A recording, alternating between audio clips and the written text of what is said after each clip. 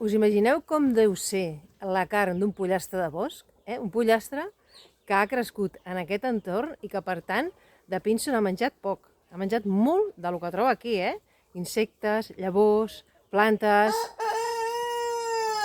No cal que us ho imagineu, podeu fer la comanda i us ho enviem a casa.